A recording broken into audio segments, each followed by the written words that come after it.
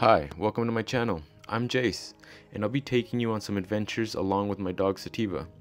If you love nature, then come join us. We'll be doing some camping, cooking, fishing, and boondocking amongst other things. Because taking some time for your physical and mental health should always be a priority before it's no longer an option. And remember to like, share, and subscribe so we can continue to explore together. Hey, welcome back everyone. This is going to be the last video in the series on the trip to Mexico City, Chiapas, and the pyramids in general.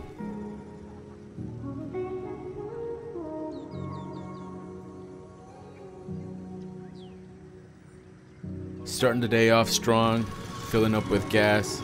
Definitely a lot different than what you guys are used to seeing, I'm sure, but in Mexico, be assured this is fairly common, along with this beautiful walking bacon over here. Most of the gas purchases in these areas will be in small houses like this that usually have like a little convenience store or general goods store. Here we have a peek into the origins of the cowboy, what you would call a vaquero. Growing up a good amount of my childhood in Mexico, I got to see and be around this kind of thing a lot, and honestly it's just pure nostalgia at this point. Being able to drive behind these vaqueros and just take a small peek into a few minutes of their everyday life.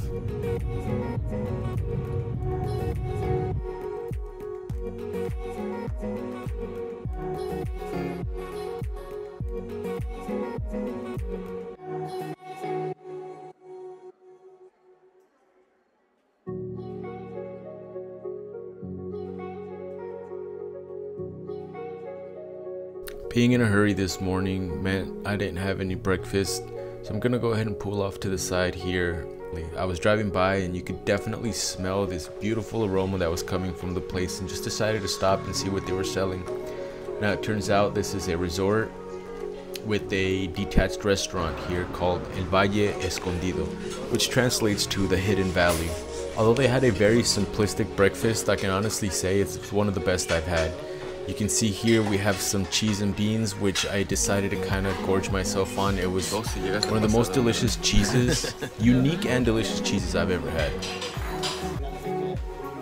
Everything they did and made here was just done in such an authentic way, from the wood heated cooking down to the handmade tortillas and in-house made cheese. It was just one of the most real experiences that I've had here, and I think if I were to ever go back, I would definitely go back and stay in this place. As I was eating, I got to chatting with one of the people that was working there. Turns out she was one of the co-owners and decided to show us across the street. And just walking there, we come across this good boy here, this little doggo named Oso, which translates to bear. After purchasing some taquitos for Oso here, we went ahead and fed him and decided to take that tour that this beautiful lady offered and show us the villa here at the Hidden Valley. So for a lot of this video, I'm miking up and talking to these people, which obviously are not speaking English, so I'm gonna go ahead and try to keep up and translate for everyone as best as I can.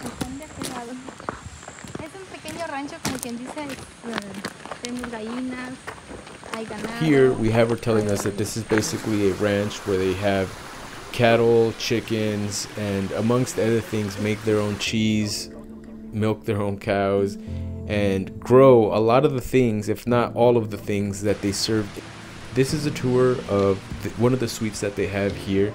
It is simple, extremely clean, and beautifully detailed. You can see that a lot of this stuff was just made out of the surrounding materials from the area. The sink, the shelves, and just about the entirety of the shower are carved out of the rocks that are here on location.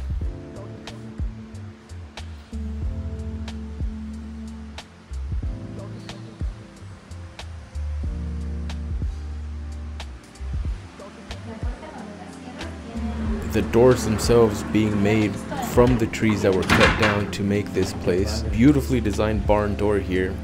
If you're looking for a place to visit, do some research, look up this place please, the Hidden Valley. Go ahead, rewind, pause, get the name, look up the location, and there's plenty of things to see around here. We have about 3 different pyramids that are within driving distance from this location. Por allá también tenemos un pequeño huerto. algunas cosas del restaurante tratamos de producirlas acá. Oh, wow, qué padre.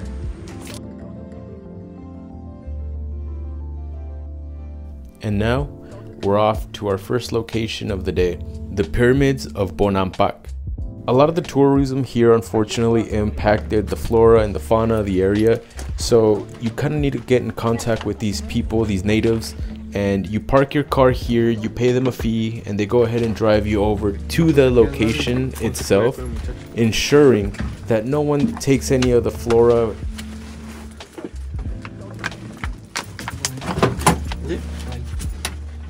Tienen que en los murales y en los baños, ahí se ocupan.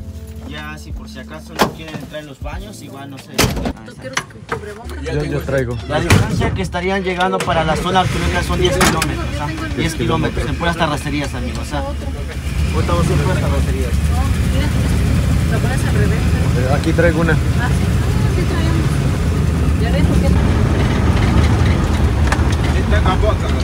Aquí se pagan las entradas, ¿ah? Del sitio. Del sitio. Okay. Para llegar en el parque más que nada. Y allá ya no se paga. Y allá no se paga. Bienvenido y mi hogar. Aquí. Chichén Itzá está por Yucatán, parte de Mérida. Verá, ahí está el templo de Kukulcán, la serpiente emplumada. Here we have the temple of Kukulcán, the feathered serpent. El gobernante llevando su penacho, su tocado, ¿sí? Y veamos. We have a carving of the governing commander. In his right hand, he holds a decorative weapon. In that weapon, we see 4 different knots, each knot representing a war that was fought and won here in the city of Bonampak. Las 4 guerras triunfadas en la cultura maya que tuvo Bonampak.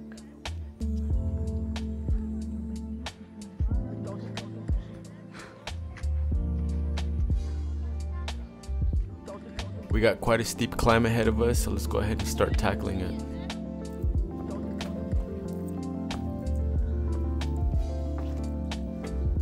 Veamos.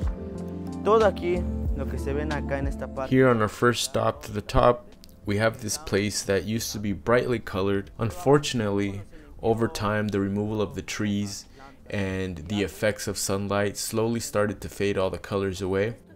But inside, we could still see traces of all of the murals here in Bonampak that were painted using plants and minerals. The main colors you're going to see here are red, green, and blue. So unfortunately, I can't fit the entire guide here.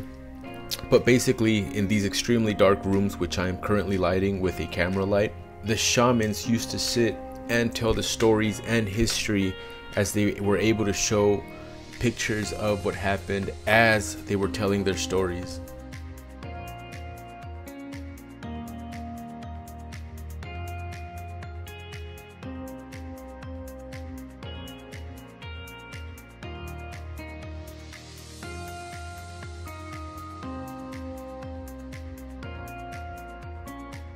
In this next room, we're able to see the different classes and statuses that people held.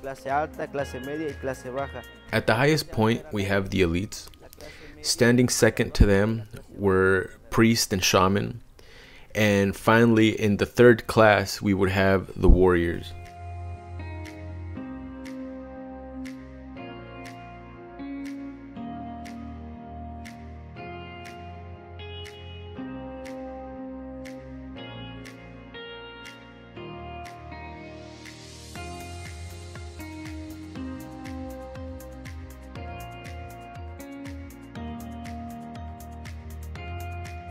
Now we're gonna head a little bit higher, get a better view of this beautiful place. Look at how lusciously green this entire place is. It's incredible.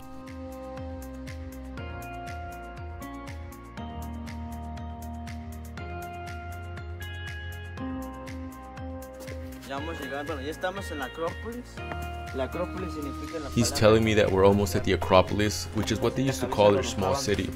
Now here up at the top, we have the beheading stone, where they used to behead their enemies and throw their heads down the pyramid as a ritual of humiliation and victory. The bodies were then disposed of in what they used to call, or still to this day call, the cenotes. A lot of these beautiful places where tourists like to go swim are actually lined at the bottom with hundreds if not thousands of bodies of enemies that were thrown in there after their beheading. These are some Mayan kids that are messing with this tall white man, which I guess is pretty rare in these areas. But I noticed they've been following him around since we got here, and it's just the funniest thing to see them try to mess with them.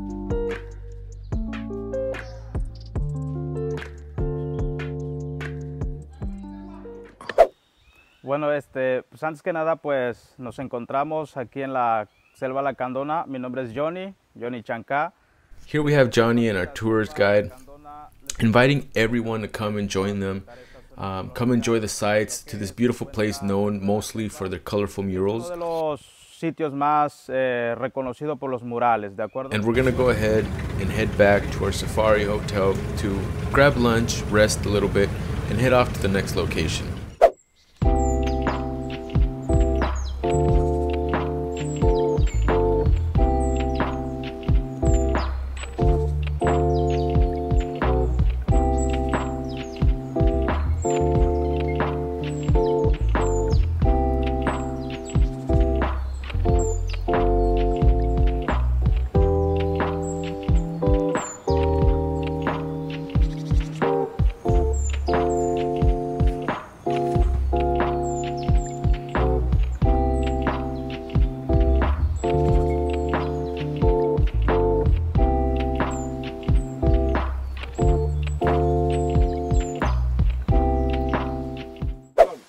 Here we are after an amazing breakfast / lunch, brunch, I guess. We are here in Palenque, taking a look at another lost city. We have our guide explaining to us a little bit about the wildlife. Here we have what I think in translation is a ficus, and the reason for this is because they call it a ficus. But basically they call this the tree strangulator. The tree strangler. And basically we have this tree here who lives off other trees. What you see here is a tree that has completely wrapped itself around another tree.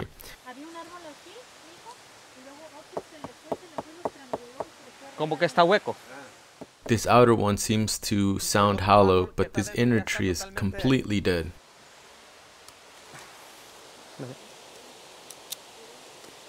Totalmente ya muerto. Us natives call it the tree killer. What we have here next to it is also very important. What we have here is a tree where the resin comes out of to make the Mayan cement, which we call stucco. Basically, it's made out of cal, which I believe translates to lime. We mix it with snail slime along with other materials to make the Mayan cement, which to this day is known as the strongest cement. We call it stucco. It is still being used to this day, and it's being used to restore a lot of these buildings that we have here. What you guys are going to see here today is only about 2%. What is yellow is what's exposed. Everything else that you see here that is gray is still buried and underground. Y lo que vende amarillo es lo que está rescatado, que es el 2%. 4 horas de aquí traían las piedras, los mayas. The Mayans used to bring the stones from about 4 hours away, either rolling or even carrying them. This is why their life expectancy was short, about 30 to 40 years on average. I recently came back from Rome, Italy in general, where I got to go to a lot of different places and ruins and cities that are just ancient. But I gotta say, being here in the wild in these ruins is a completely different feeling. I honestly can't explain it, but it's something that I feel everyone should experience at least once in their life. Because like I said, it's inexplicable unless you're here experiencing it for yourself. Words cannot do it justice.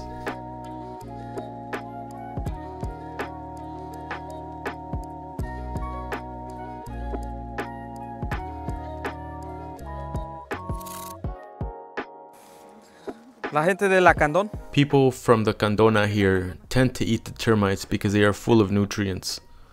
So you can see here, We have 2 termite nests. Adentro está, ahí viene saliendo.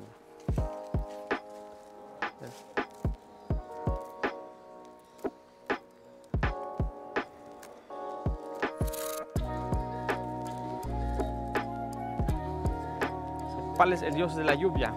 El dios del agua. We have the temple for the god of rain and water. The Mayans were polytheists, which means they believed in not one but many gods. 40 different gods. Más de 40 dioses. This all took place before Christ. Over there is the Grand Palace. Inside it has tunnels, passages, stone beds, bathrooms, politic patios, the warriors' patios, paintings, and scriptures, amongst other things. Pinturas, inscripciones, relieves. Ahí está mi primo. Mi primo trabaja la pluma cérvalo. Ya vienen con el cuadro. Ahí está los tapos. This is our tour guide's cousin. He does this on the daily. Our tour guide tells us that this is his gift from God. The gift to be able to paint these with patience. Hay quetzal, guacamaya, tucán. Aguar. ¿Cómo hay arte? Sí.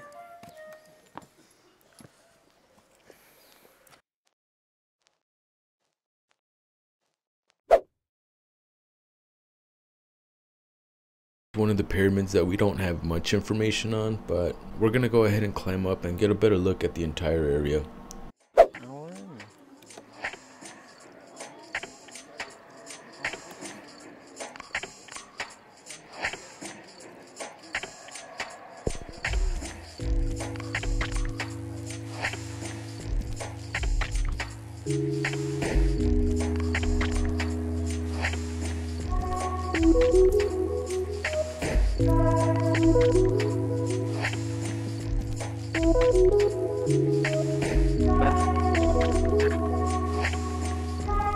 This is one of the leaves that the natives use to clean their mouth.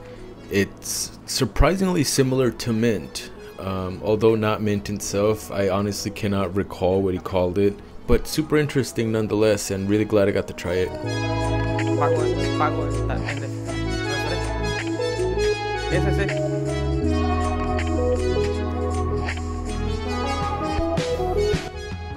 Where the mesa is located, 2 meters below, is where we have the tomb.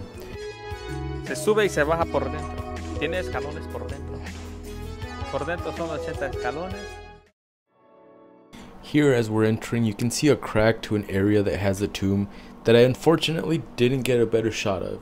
But if I recall correct, the guide told us that when archaeologists first opened up this tomb, it released a poison that killed everyone in the vicinity.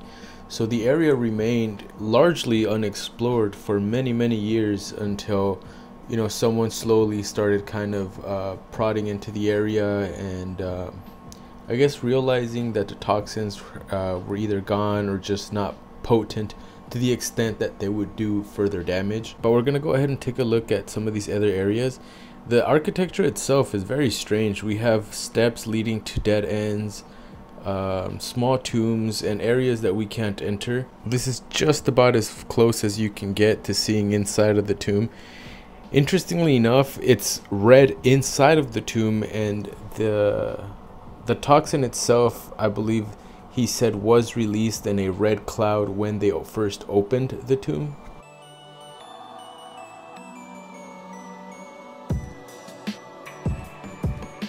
We have a pretty interesting plant here. I don't know the name of it, but I remember having this all around the area that I grew up in. It's sensitive to the touch and it just closes. So needless to say, after about 2 to 3 hours spent with the guide, we got in super cool and we started talking about some psychedelics and stuff and what the tribes use in this area to kind of reach spiritual states. So I managed to procure some psychedelic mushrooms soaked in psychedelic honey. Which brings us pretty much to the conclusion of the trip. After consuming the mushrooms, just kind of hung out here in the pool having fun, got to spend some time with my nephews and just kind of unwind, let the mind grow, let the mind wander. And after an amazing time here in Mexico, it was time to go home. It really means a lot that you guys came along with me on this adventure. please come back next week and join me for my adventure in Italy. We're gonna go ahead and start up north with Milan, head over to Como, and start heading down south thereafter every day. We're gonna head over to Venice, down to Florence, head to Pisa for the day, then down to Rome, and eventually to the incredibly old city of Pompeii to check out the ruins, back up to Rome for the last maybe 4 to 5 days, and hopefully just have an amazing time. Thank you guys, and remember to make health a priority, that is physical and mental, before it is no longer an option.